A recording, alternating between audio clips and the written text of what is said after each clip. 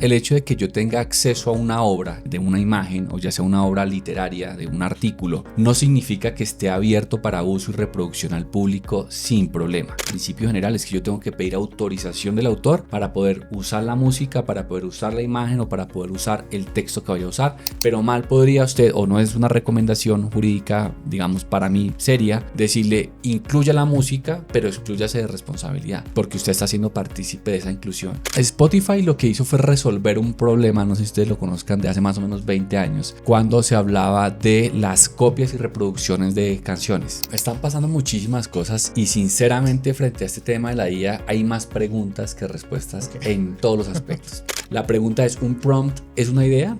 ¿O podría ser una obra literaria si tiene las suficientes características técnicas? Si yo creo un guión como prompt, ¿podría ser una obra literaria? Sí, de pronto sí. O sea, digamos, ahí está la discusión justamente. Pero el resultado que salga, un video, una película, una imagen, está clarísimo por ahora, coinciden en que eso no es sujeto de derechos de autor. Surgen otras preguntas y es, ¿qué pasa si yo creo una obra por medio de la IA que afecte los derechos de autor de terceros?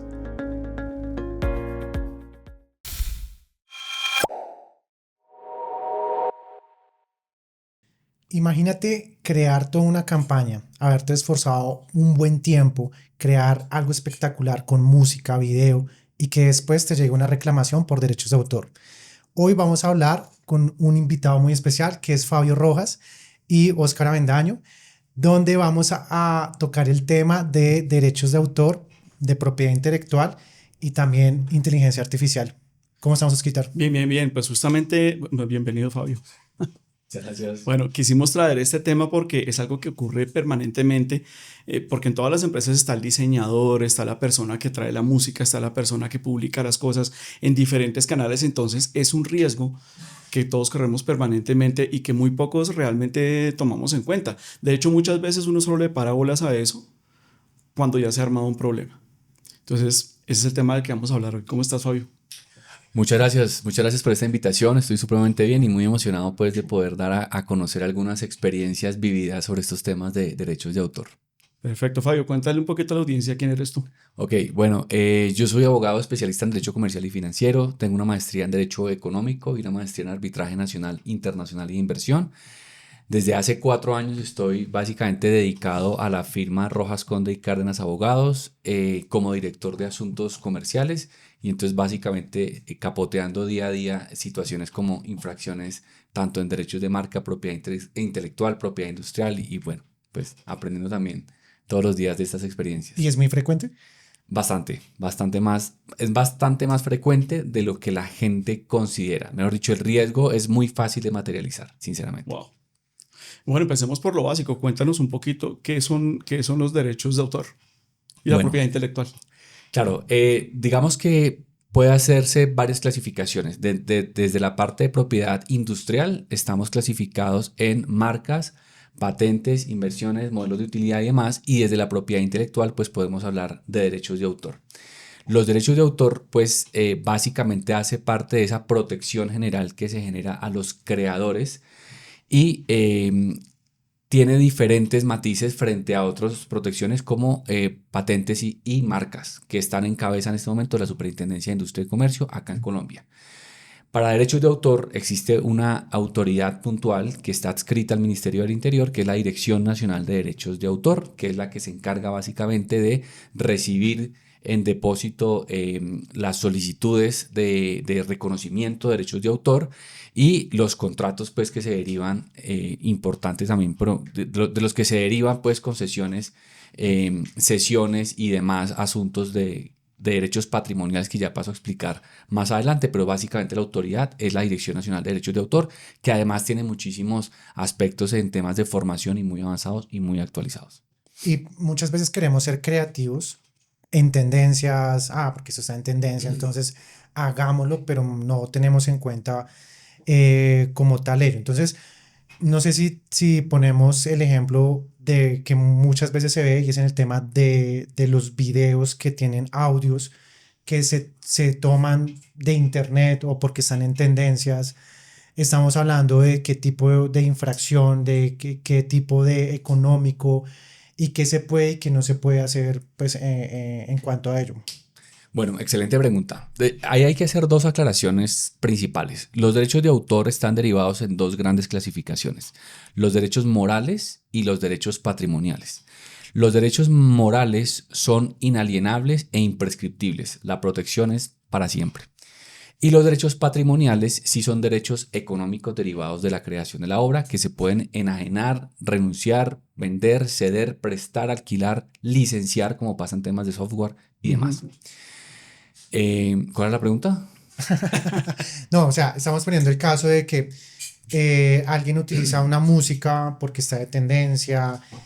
Hay clientes que incluso dicen, no, es que pongamos esta canción en la página web o pongámosla en este video promocional. O otros casos que a veces son tan comunes como, Camilo, pongamos en el televisor del local que suene esta música, pero uno sabe dentro de sí, uno que ya tiene agencia, que dice, oye, pero esa canción, tú tienes los derechos o estás pagando a una asociación, pues, para que puedas utilizarla.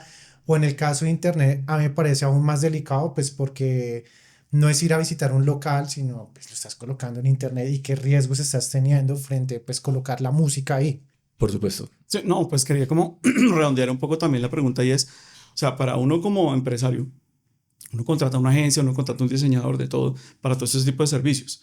Entonces la pregunta, Fabio, es, cuando yo contrato eso y me lo entregan, ¿todo eso ya es mío? Listo. Entonces, vamos a separar las dos preguntas. En primer lugar, el hecho de que yo tenga acceso a una obra, llamémoslo, ya sea una obra de una imagen o ya sea una obra literaria, de un artículo, no significa que esté abierto para uso y reproducción al público sin problema. En general, el principio general es que yo tengo que pedir autorización del autor para poder usar la música, para poder usar la imagen o para poder usar el texto que vaya a usar. Si voy a hacer un video, si voy a hacer una película que contiene un tema de guión, contiene un tema de imagen y contiene un tema de música.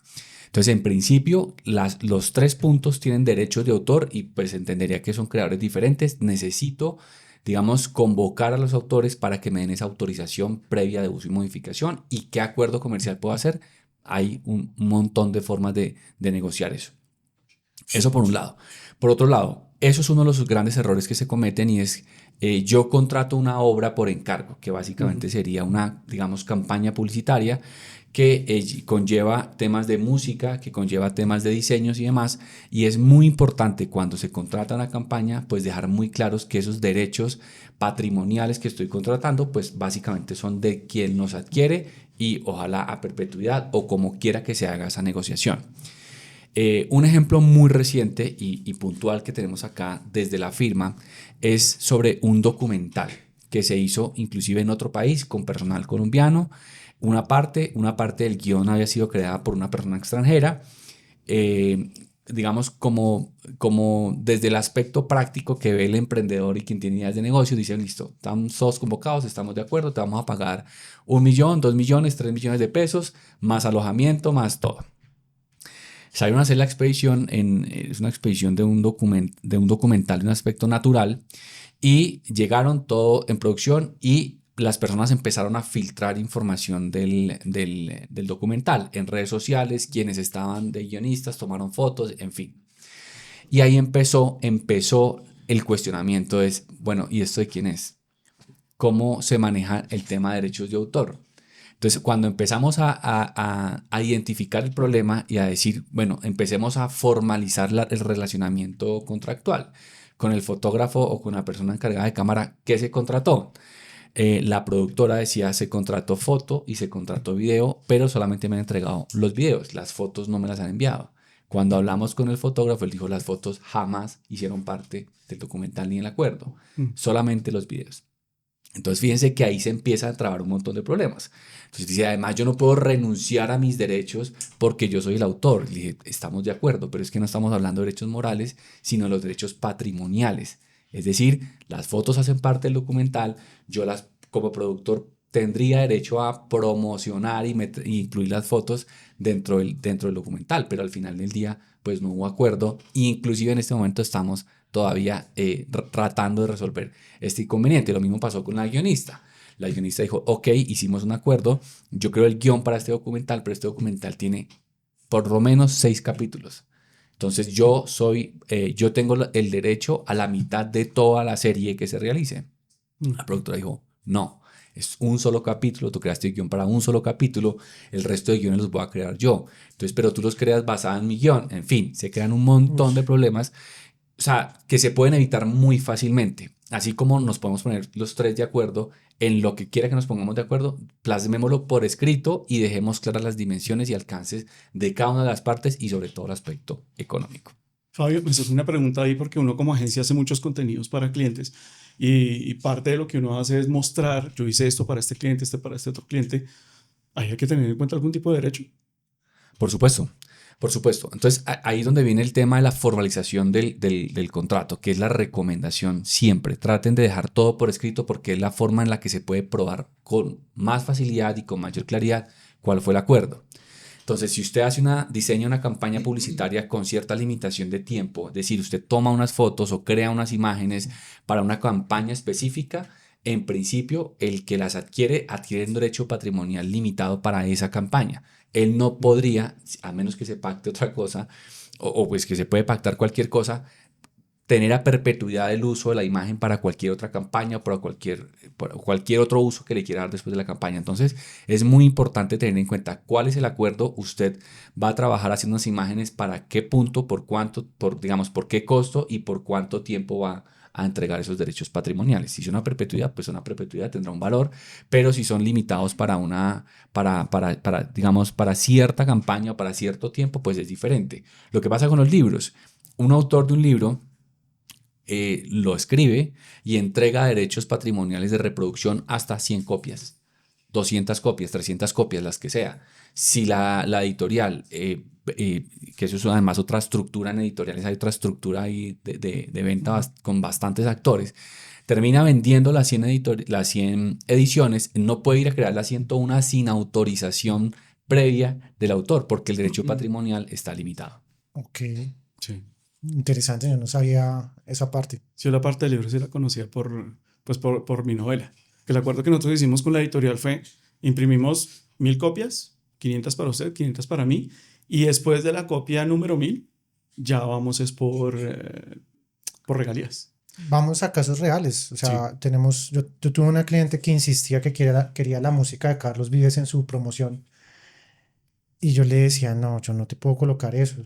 Y cuando una cliente insiste tanto, uno como agencia, pues uno haría un documento de decir, oye, esto es bajo tu responsabilidad o uno qué debería hacer. El hecho de que sea bajo su responsabilidad, de todas formas, tiene sus implicaciones jurídicas. Aquí se derivan dos tipos de acciones que están en cabeza del autor.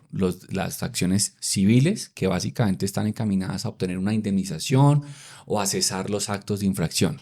Y la acción penal, que está constituida en el artículo 270 y subsiguientes del Código Penal, que es básicamente que la Fiscalía investigue la configuración de un delito. ¿Sí? Entonces, digamos, el problema se puede evitar dejando no solamente una cláusula de exclusión de responsabilidad, sino diciendo en mi campaña o la campaña que usted está diseñando, yo no incluyo nada que no tenga derechos de autor. Y con eso usted queda incluido que si ella posteriormente dentro de su campaña incluye música de Shakira, de Carlos Vives o del que sea, pues la asunción de responsabilidad es propiamente de ella.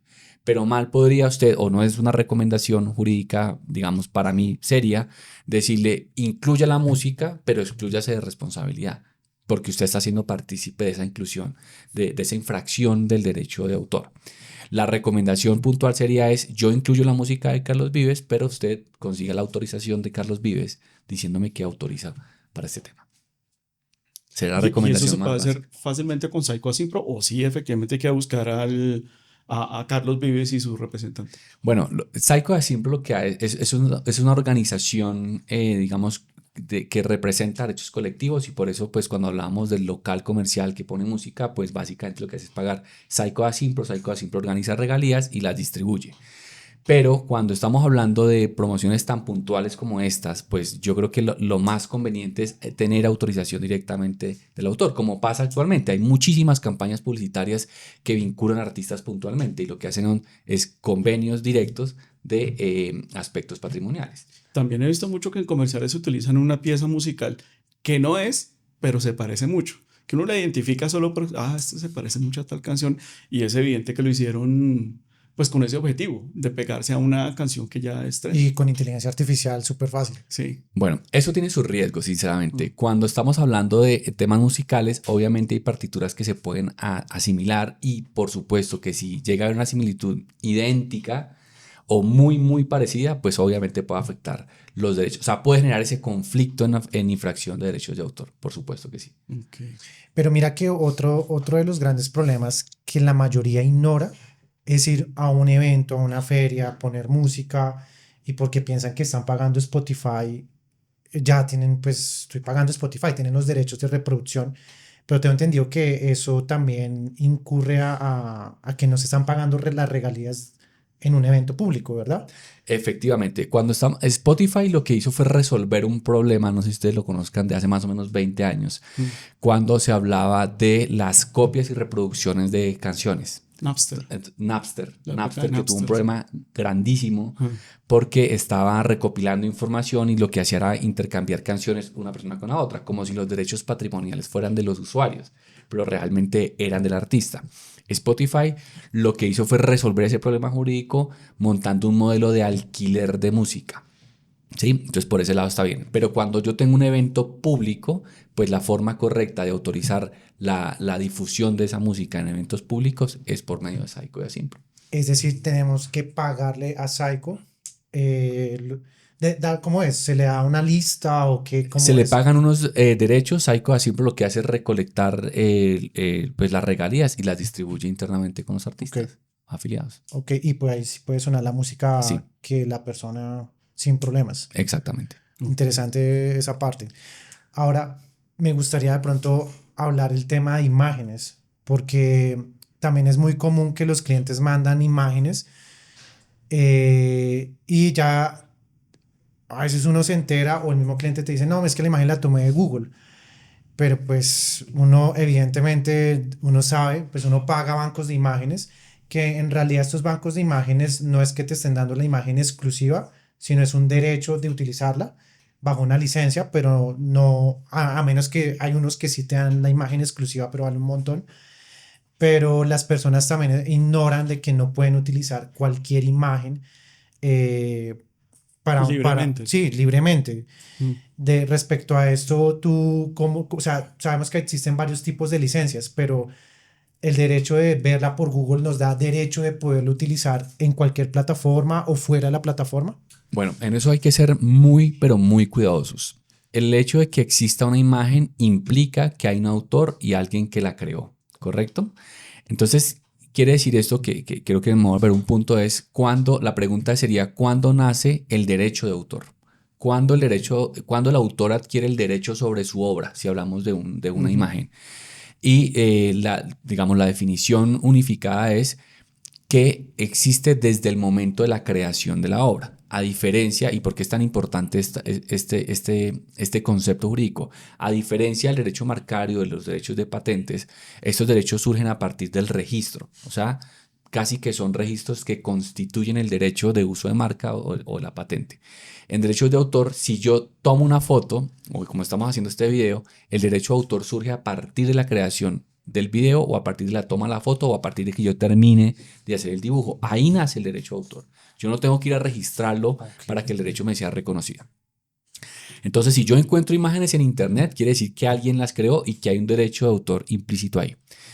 Hay que ser muy cuidadoso porque el hecho, lo que estamos hablando hace un rato, el hecho de que yo encuentre la imagen en internet y que sea accesible no implica que el autor haya liberado su uso patrimonial para cualquier persona. Entonces, si yo tomo una imagen de internet porque digo está en internet, es pública y la uso en una presentación, lo que sea, obviamente estaría infringiendo el derecho de autor.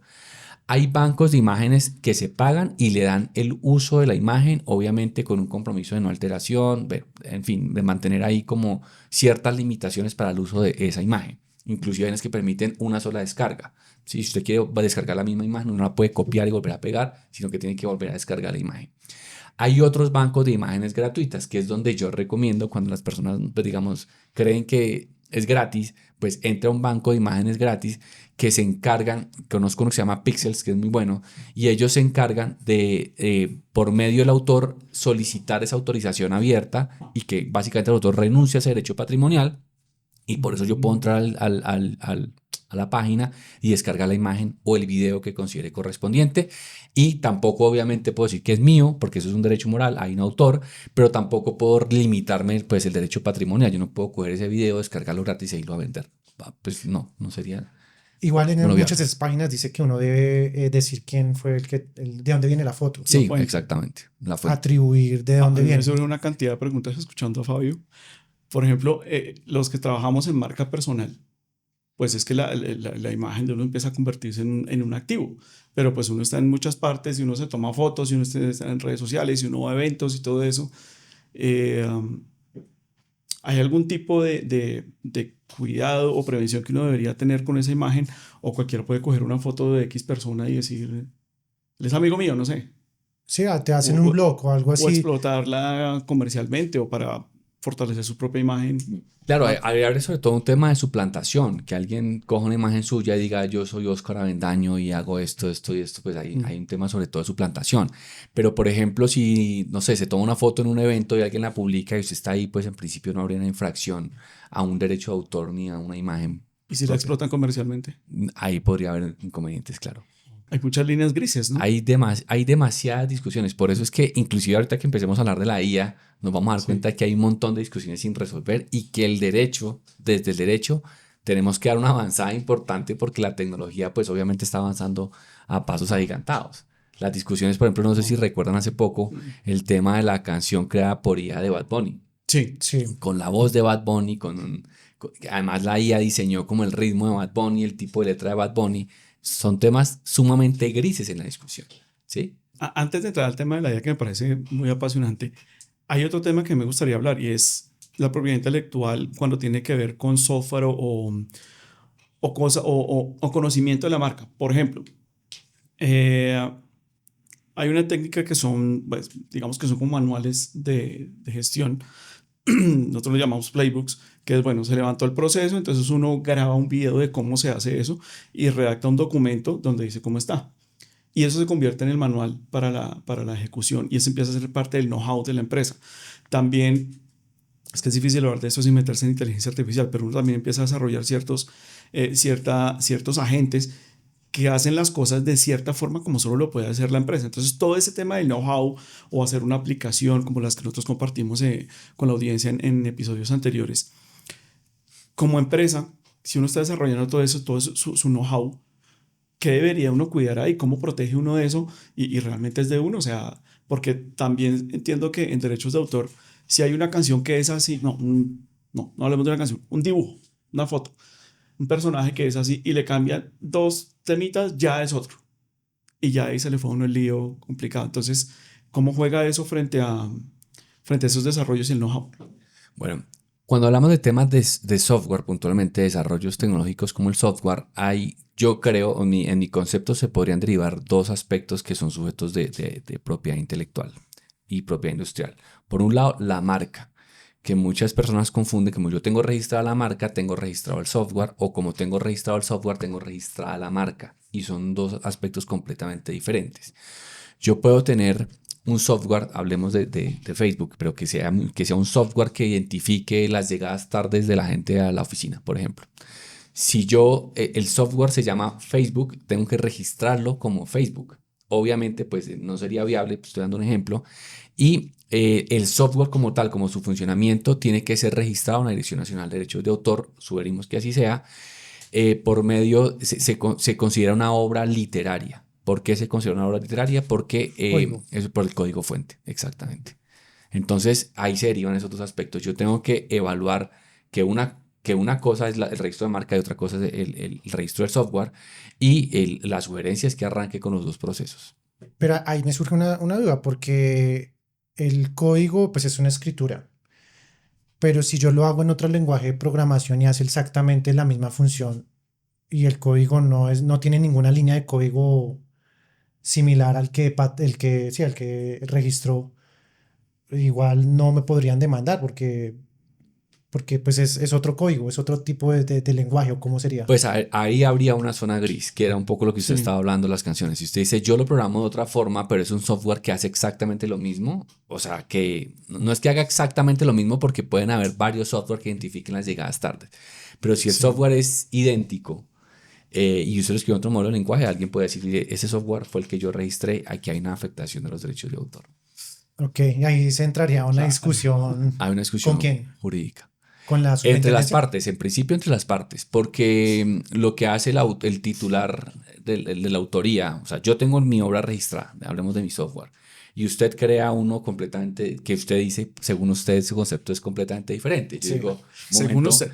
Camilo, creo que ese software es el que yo tengo registrado, vamos a iniciar una demanda ante la superintendencia, puede ser ante los jueces civiles o puede ser ante la Dirección Nacional de Derechos de Autor, que también tiene funciones jurisdiccionales. Y ahí ya en el debate probatorio usted se encargará de dar su argumento diciendo esto está escrito en un lenguaje completamente diferente, mi software tiene X, Y, Z, no es idéntico al suyo, no es el que usted tiene registrado y por tanto pues no habría ningún inconveniente. Eso resulta muy fascinante porque hoy en día con las herramientas como Cloud, Gemini, uno le puede decir, quiero que me hagas, o sea, te doy un software de ejemplo y quiero que me hagas un software idéntico y él te lo hace, es increíble.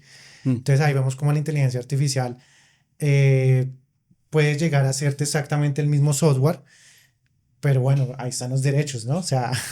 Claro. Oye, pero no quiero dejar en el aire la duda del know-how, porque, bueno, por ejemplo, nosotros tenemos una metodología ya probada y que nos ha traído mucho éxito pues, para nuestros clientes, donde digamos que hacemos las cosas de cierta forma para que todos esos prospectos que ellos consiguen logren convertirlos. Pero eso es nuestro. Entonces, pues yo no, o sea, cabe la posibilidad de que otra agencia pueda desarrollar algo igual. Pero ¿cómo se protege uno ahí? ¿Cómo protege uno ese conocimiento? No sé, ex empleados, clientes antiguos, la misma competencia. ¿Cómo puede uno proteger ese tipo de cosas? Es más, ¿se pueden proteger? Sí, bueno, en temas de propiedad intelectual también habíamos hablado habíamos hablado de patentes, de marcas, de derechos de autor. Hay unas cosas que son protecciones de derivaciones vegetales. Y hay otro aspecto muy importante que ha pasado por alto y es el secreto empresarial. ¿Por qué la fórmula de la Coca-Cola, o cómo está protegida, cómo creen ustedes que está protegida la fórmula de Coca-Cola, por ejemplo? Pues en teoría sé que nadie la sabe, ¿no? Pero alguien la debe saber porque es el que la prepara. Claro. Pero digamos, la registrarían, si ustedes fueran o tuvieran una fórmula igual, la registrarían ¿en dónde? En la Dirección Nacional de Derechos de Autor, sabiendo que allá alguien por lo menos va a leerla y se la va a aprender, ¿o qué harían ustedes? Yo lo llamaría a usted y le preguntaría, ¿qué hago? Excelente decisión. Esos son lo que se llaman secretos empresariales. Lo que hace el secreto empresarial es que es un documento que no está registrado obviamente en ninguna oficina pública de registro y que se guarda como reserva de la compañía o la persona que lo tenga por sí mismo. ¿Sí? Entonces se considera, por ejemplo, en los contratos laborales, que era la pregunta que usted hace, o mis colaboradores, yo lo que hago es decir, oiga, cuidado porque yo tengo información o usted puede en el ejercicio de sus funciones conocer información que constituye un secreto empresarial. Entonces ahí lo que se hacen son acuerdos de confidencialidad muy robustos y obviamente un protocolo que mantenga esa fórmula pues completamente aislada de personas que puedan filtrar la información. Claro, porque es que uno puede desarrollar software, uno puede desarrollar agentes que ya están entrenados para hacer cierto tipo de labores que, digamos, son una ventaja de uno como empresa que uno ha construido. Entonces eso hay que cuidarlo. Sí, yo creo que podría ser por medio del secreto empresarial. Ahora, cuando hablamos de IA, la discusión se traslada a un escenario completamente diferente, que no sé si vamos a empezar ya a hablar de la IA. Sí, de IA. Porque es que, hablemos de IA. De hecho, la IA está en todo hoy en día. Sí. O sea, yo he visto de todo. Hay gente que clona personas, gente que se manda a clonar a sí misma. También he tenido el caso de clientes que me dicen, es que quiero que me clones y que me hagas todo el material. Yo ya me cloné. Sí. Yo estoy sacando videos míos. Cuando vean a Oscar simpático, no es él. No soy yo. Cuando vean que Oscar no se traba al hablar, no es él. Ese no soy yo. Sí. Pero pues ya se vuelve un tema donde vemos países que han levantado su voz. Aquí en Colombia no sé, se siente como muy suave la vaina en cuanto que la gente no es que haga grandes escándalos. La vez pasada creo que incluso había escuchado a un locutor que decía que su voz había sido clonada y en Colombia, que su voz había sido clonada. pero pues como que no sé si es que acá sea la sensación, porque en Estados Unidos, en Los Ángeles, armaron protesta los guionistas, los mismos actores, pero pues acá uno no escucha nada. Entonces, ¿qué hay de eso? O sea, ¿qué está pasando? Que tú sepas. Bueno, están pasando muchísimas cosas y sinceramente frente a este tema de la IA hay más preguntas que respuestas Ok. en todos los aspectos. Entonces, cuando hablamos por las bases de lo que se considera derecho de autor, ¿quién es autor? De entrada, la decisión andina 351 de 1900, se me olvidó el año, pero es la decisión andina 351 y la legislación colombiana definen como autor una persona física, ¿sí? Quiere decir Mm, que de entrada ni siquiera una empresa podría ser autora, claro. ¿sí? Ok. Mucho menos una inteligencia artificial podría ser autora. Entonces, todo lo que se deriva de la creación de una IA generativa, que además genera lo que usted le pida, pues no está sujeto o por definición no está protegido por derechos de autor porque no es autor. Entonces aquí se derivan muchísimas otras preguntas. Y es, ¿qué pasa entonces con el prompt que yo le estoy dando a la IA para que desarrolle esto? Mm, ¿Sería sujeto a claro. protección? Sí, pero entonces recordemos ahora que las ideas por sí mismas no son, no son sujetas a derechos de autor, tiene que ser una obra materializada. Si yo tengo la idea de un guión que puede ser que dos personas se enamoran en la orilla de un río, lo que sea, esa idea por sí misma no está sujeta a derechos de autor, tiene que materializarse. Entonces, la pregunta es, ¿un prompt es una idea? ¿O podría ser una obra literaria si tiene las suficientes características técnicas? Si yo creo un guión como prompt, ¿podría ser una obra literaria? Sí, de pronto sí. O sea, digamos, ahí está la discusión justamente. Pero el resultado que salga, un video, una película, una imagen, está clarísimo por ahora, digamos, que ha sido además una alineación internacional. Estados Unidos, México, la Unión Europea y Colombia, por supuesto, coinciden en que eso no es sujeto de derechos de autor. Surgen otras preguntas y es, bueno, Buah, ¿qué pasa si yo creo una obra por medio de la IA que afecte los derechos de autor de terceros? claro. ¿Quién lo afectó? Porque la IA pues no es sujeto, no es autor, no es infractor. ¿Quién habría sido? La persona que dio el prompt, pero la persona que dio el prompt dice, pero es que yo no soy el autor, la ley dice. Y al final del día Claro, la obra, entonces ahí le está dando la vuelta a la... exactamente. Entonces, justamente son las discusiones que hoy se están trazando en todas partes. Es decir, bueno, ¿y la IA qué papel? ¿Debería la IA ser sujeta o sea, digamos, regular el tema de la IA en derechos de autor? La Dirección Nacional de Derechos de Autor ha tenido muchísimos pronunciamientos. O sea, dentro de esos conceptos, además, y actos administrativos mediante los cuales se niega el registro de derechos de autor.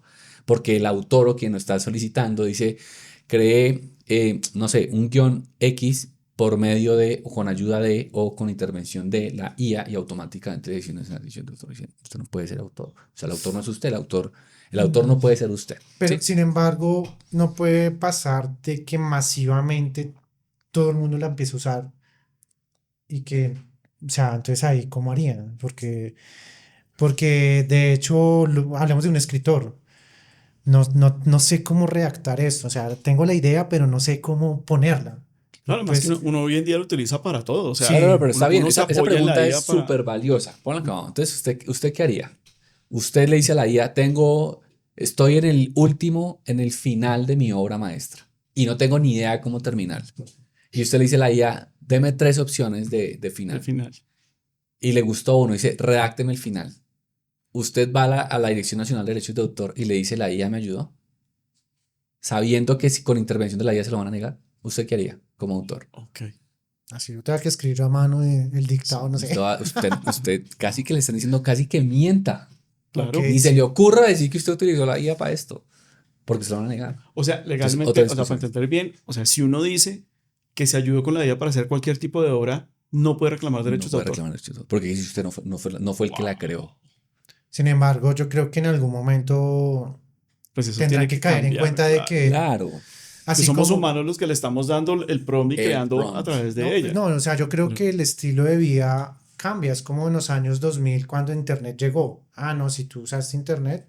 Yo me acuerdo que en el colegio también había esa discusión. En ese tiempo era el Sí, rincón del vago. Entonces, yo me apoyaba del rincón del vago, pues porque, pues las sí, confesiones. Sí, no, pues uno se leía el libro, pero pues ahí habían conclusiones y todo, y uno decía, pero la profesora, había un problema, y era que la profesora sabía también, había visto Rincón del Vago también, y pues sabía las respuestas, ¿no? Entonces, yo digo, estaba mal, bueno, el Rincón del Vago a veces sí era vago, literalmente no tenía que leerse el libro, pero, por ejemplo, en el tema académico hay unas discusiones muy interesantes porque yo siento que antes tenía que desplazarme una hora a la biblioteca, buscar el libro, buscar la hoja, y hoy en día uno es súper efectivo y además tiene modo aprendizaje y uno aprende un montón, pero en los colegios está la misma discusión, que algunos no los Sí. quieren adoptar porque dicen es que no se está tomando el tiempo, sí, pero más bien, o sea, yo pongo el ejemplo de que mi hijo ya está aprendiendo inglés y ya ni siquiera cumplió los 3 años. Y ya cojo los dibujos y los animo y hago historietas y todo eso. Y casi que él ya están haciendo con un chip de que la IA es parte de su vida y no lo ve Mm. como a una discusión como hoy en día las tenemos. Pero yo creo que en algún momento se tendrán que dar cuenta que esto cambió la manera de vivir de alguna manera, Sí, porque ahora pues que es dice, que yo tuve una discusión con el profesor de tecnología del colegio de mis hijos y era sobre eso. O sea, mi hijo mayor está ahorita haciendo bachillerato internacional. Entonces les habilitaron una plataforma especial que utilicen para que no puedan meter inteligencia artificial. Entonces yo le dije, mire, yo entiendo el tema del plagio, que hay que evitarlo, pues es un tema moral y necesitamos que ellos aprendan a pensar y avanzar.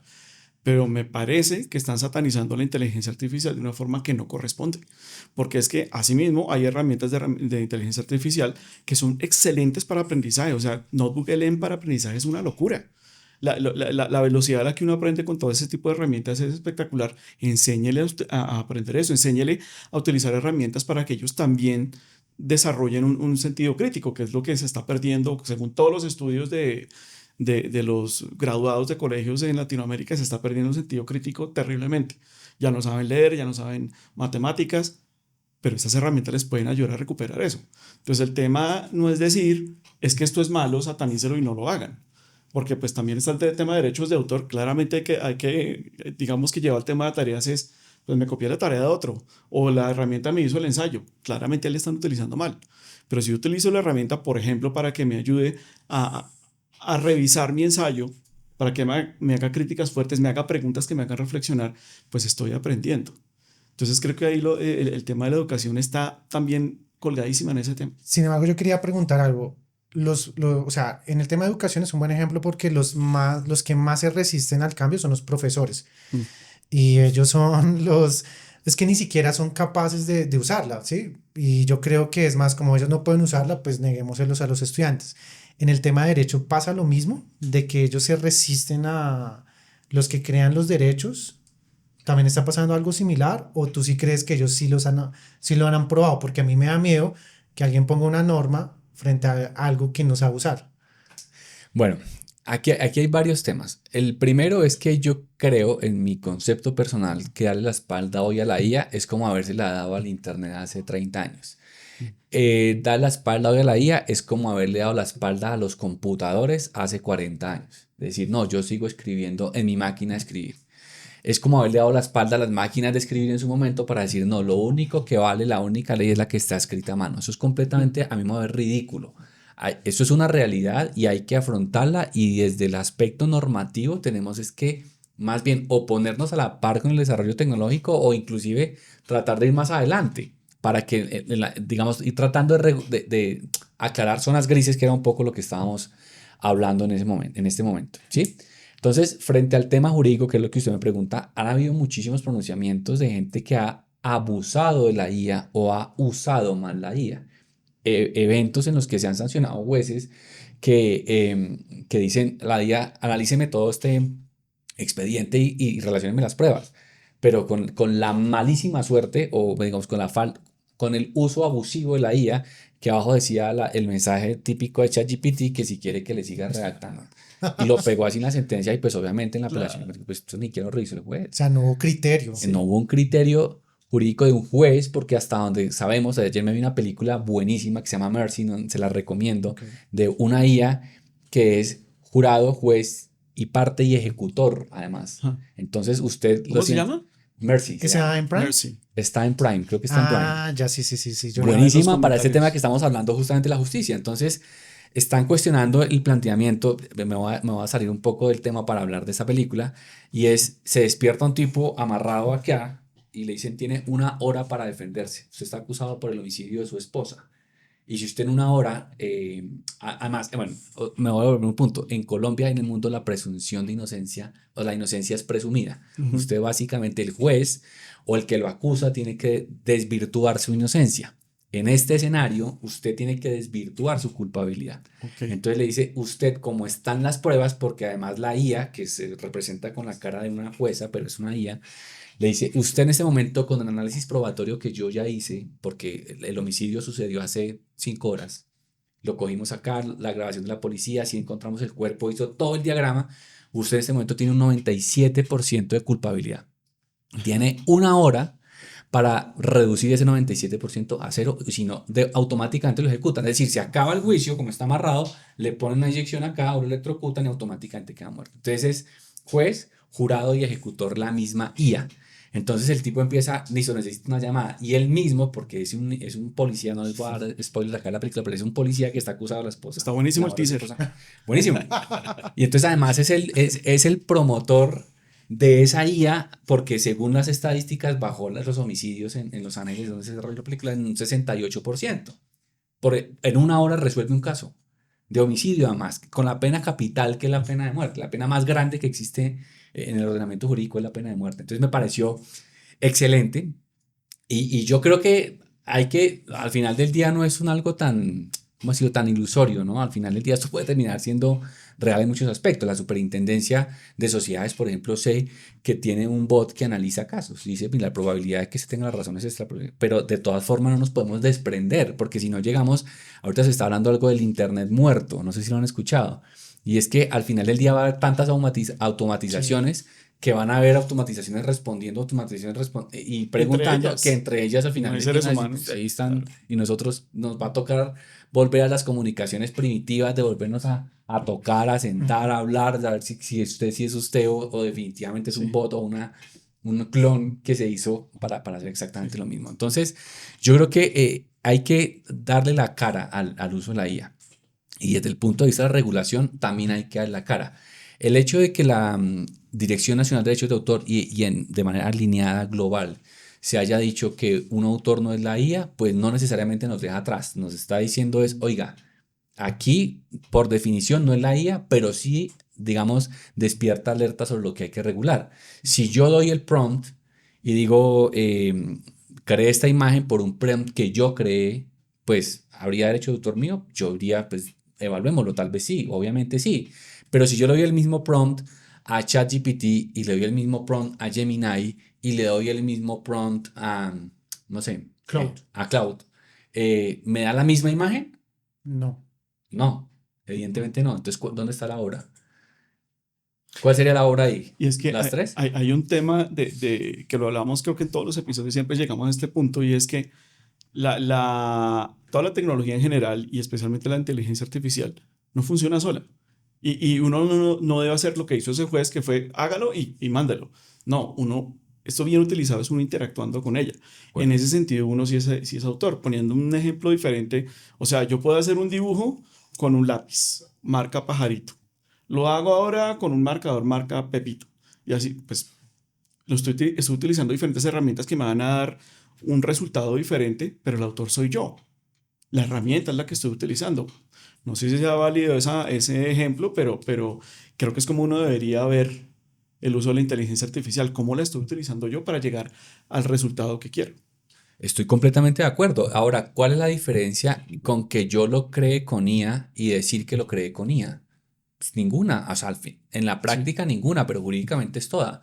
Porque yo hoy puedo decirle, con 5 prompts, decirle a ChatGPT, créeme un libro, ¿sí? Y yo creo un libro con ChatGPT y voy y lo registro en la Dirección Nacional de Derechos de Autor, pero sin decir que fue ChatGPT, fui yo. ¿Cuál es la diferencia? Ninguna, porque igual la creó ChatGPT o lo creé con esa herramienta. La única diferencia es que le estoy mintiendo a la Dirección Nacional de Derechos de Autor. Entonces yo creo que sí se despiertan alertas desde lo que está sucediendo y lo que se está regulando y cómo debería regularse. Pero digamos, Colombia no está ni atrás ni aparte de lo que está sucediendo en el mundo. Realmente eso es una posición que hasta ahora ha sido mantenida en los tribunales de Estados Unidos, en la Unión Europea, en otros países. Ok, para aclarar que no estamos incentivando a mentirle a nadie, ¿no? Sino No, por supuesto. es un tema que se está dando, o sea, se está dando de esta manera y pues está la discusión de que alguien puede mentir y pues igual es la diferencia que está pasando actualmente. Bueno, Fabio, como yo creo que muchos están interesados en decir, oye, yo tengo este caso en mi agencia o en mi empresa, ¿cómo te pueden contactar a ti? Bueno, nosotros somos Rojas Conde y Cárdenas Abogados. Básicamente tenemos una spin-off que se llama Startup League Up, que funciona como un mecanismo de afiliación para empresas para empresarios. Y además tenemos una publicación que por ahora es gratuita, en la que tocamos todos estos temas de actualidad y sobre todo queremos generar esa sensibilización a las ideas de negocios, ¿no? Y decirles, oiga, tengan cuidado que nos encantaría que todo fluyera como en la practicidad que usted se lo está imaginando, pero hay un marco regulatorio, hay unos riesgos que se pueden prevenir y son muy fáciles de prevenir. Eso es una edición que sacamos mensualmente y por supuesto nos pueden contactar. ¿Cómo se llama? Legalmente Empresarial. Legalmente Empresarial. La encuentran descarga gratuita. Ya tenemos más o menos 18 ediciones en www.rcfclegal.com. Ahí están los demás datos de contacto. Nos pueden seguir en Instagram y demás. Ok, ¿listo? Bueno, muchas gracias. ¿Listo? Bueno, ya saben, para nuestros seguidores, para que recomienden este capítulo, si sienten que hay alguien que necesite ayuda legal, también déjenos en los comentarios qué discusiones tienen con el tema de la IA, que seguramente hay muchas y bueno, sería interesante leerlas y de pronto hacer un capítulo hablando de esas discusiones como tal. Muchas gracias Fabio, gracias Osquitar, gracias a Luis, nuestro productor. Nos vemos entonces en el siguiente episodio. Muchas gracias. Por favor, y si tienen inquietudes, déjenos en los comentarios y trataremos de irlas resolviendo en la medida que se vayan planteando. Buenísimo, buenísimo. Muchas gracias. Muchas gracias. Listo. Saludos. Hasta luego.